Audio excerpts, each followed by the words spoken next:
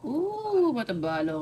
Kung ang Koreans merong gejang or yung raw marinated crab, tayo mga Kapampangan merong burong talangka. Buhay pa yan ha. Tapos, habang buhay yan, aasinan. Tapos yun yung magiging burong talangka na kinakain din dito sa Pampanga. Ay, tinipi na akong mapang yan nakamabiyan no, sipitan mo ko rin. Ito, inasinan na to, tapos lalagyan lang natin ng yelo. Pag uwi natin, pwede nang kainin. Ito yung mga burong talangka, kakaburo lang kahapon fresh from Sasmuan. Ang babae pag malapad yung ano, tapos pag lalaki ito, yung pahaba. Oh, taba. Kulat me.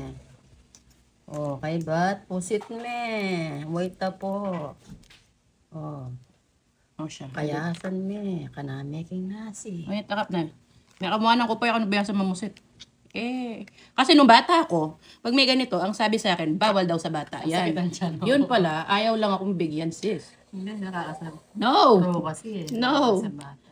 It's the lies of my childhood. Kaya na tayong sukang manyaman. Pinapoy ni... Kanyaman! Dalawa ko nang imamamang niya.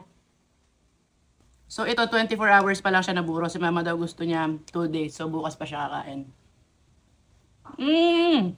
Nakakain ka na rin ba ng burong talangka?